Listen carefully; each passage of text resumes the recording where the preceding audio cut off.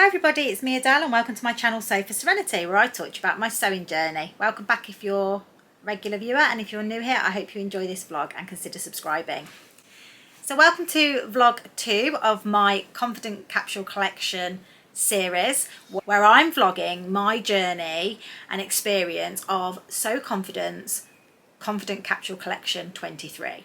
Now, just to give you a quick summary, this is a 12-week dressmaking course where you get all of the fabrics, all of the notions and the patterns to create a capsule collection for the summer. If you haven't already watched my unboxing video where I talk about the patterns and the fabrics, I'll link it up here. Please check that out first, because then this will all make sense. And the 12-week course is supported with online learning, videos, sew-alongs, in-person, recordings, etc. And just a really wonderful community within Facebook as well. So welcome to vlog 2. This is the vlog of the Harmony top, which was the first pattern that was up for the sew-along. So I'm going to talk you through the process that I took, show you the made garment, and then also let you know my thoughts on the pattern and the course itself. So I hope that sounds of interest to you. So first of all, let me show you a picture of what the Harmony top looks like. This is it. And it's a beautiful, beautiful top with these flounce details on the arms. It's got a facing and it's a medium sew, and I would say it probably is a medium sew. It was interesting that we've started off with this actually. I think sometimes it's better to get thrown in a little bit more at the deep end, and then everything after that's a little bit easier. So the Harmony woven top, first of all talk about sizing. So the thing with this Harmony top is that it doesn't actually have the sizing on the pattern, which was a bit unusual. You have to go on the standard style arc sizing, which is on the website, and it does tell you that there is 4 inches of positive ease in the pattern. So that helped me to figure out what size to go for. Now, I decided to go for the size 12, and the size 12 bust measurement was a 38.2. and the size 10 was a 36.2. Now, I usually sit about 37.5, so in between a 10 and a 12. And because I do have quite a small bust, I would tend to usually size down. However, when I looked at my measurements, my hip measurements were very much in the 12 to 14. So that made me decide to go with the size 12 and see if I needed to grade out at the hips at all. So that's what I planned on doing. Now, the great thing about the course as well is that one of the pre-recorded videos before you start the course is on sizing, how to select your size, how to take your measurements, and that was really interesting. I watched that, and you know, just reminded me of some simple things like measure yourself every time. Just don't, you know, we fluctuate, don't we, on a daily basis, so don't just assume that your measurements on that last garment that you made are the same. So that, yeah, even though I kind of know how to measure myself, it was good to hear some of those, you know, best practices reconfirmed to me. So I decided to twirl this top because I wasn't sure what the fit was going to be like over my hips. So I used this, actually it's quite nice, I used this old tablecloth with embroidery on it to twirl it.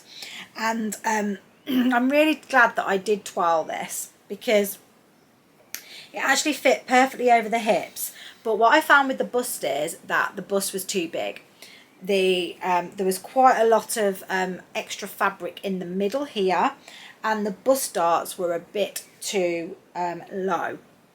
So what I decided to do, and I had undenied about this before, is I had a look through the adjustments that could impact this, and it looked like a small bust adjustment was what I needed. I checked the back and it didn't seem to need a sway back like I did need on my Zadie. So really I thought, you know what, this is going to be a perfect time to look at a small bust adjustment. So that's what I did. And I followed the tutorial that Jenny had put on. She'd got a full bust adjustment and a small bust adjustment, and they're pretty much very similar, just in reverse, if that makes sense. So what I did was I held, I put my top on, and then I remeasured where, I'll just stand up. So this is the actual altered top anyway, so this will fit perfectly now. But where the darts were down here, and what I'd read is that the dart should be about an inch away from your apex. So that's what I've ended up doing here. I marked on the pattern where it should be and measured the distance, and then followed the tutorial that Jenny had put up to alter my pattern piece. And the whole point of the small bust adjustment is to keep the arm psych the same and not alter that, but take some of the extra fabric out of here, because if I downsized at the top and graded out, if I'd gone to a 10 in the top and graded out to a 12, then the arms would have been too tight and it would have been too tight at the back. I need that size in the back, extra fabric in the back, but I don't need it in the front. So yeah, that's what I did, and I basically took it in by half. You can see on the back actually, so you can see you follow the tutorial and you take it, basically move it in by 0.5 centimetre, and then adjust the dart, etc. On the pattern. I'm not going to go through all the steps on how I did it, because there's lots of tutorials on YouTube about how to do a small bust adjustment, and I'm by no means an expert. And Jenny had a full tutorial on how to do it, and I know if I needed to ask any questions, I could just message in the Facebook chat. And I did notice, because I check the Facebook chat daily to see what people are talking about, and when anybody puts, I need help on something, Jenny messages back. She answers every single message, so she's definitely there to support you on this journey. So that was my toile. I'll just pop this on actually. So there you can see that these darts are about an inch away from the fullest part of my breast. Sorry, I'm pointing at my boobs, and it's took out all that volume, but I've still got all that room, and then I haven't got any excess volume here, and it still just skims my hips just quite nice. So once I knew that the toile worked, and I don't know if I said this, but once I had updated this pattern, I altered the front of this toile to show those adjustments, just so I really checked that that small bust adjustment had worked for my final version. So that was once I knew my pattern was hopefully going to fit and be better fitting, I cut out my pattern pieces. Now, so one of the mistakes that I made straight away was I cut the back on the fold, which would have been okay, because I have done that before, and then just kept it on the fold and then just cut down the neck fastening.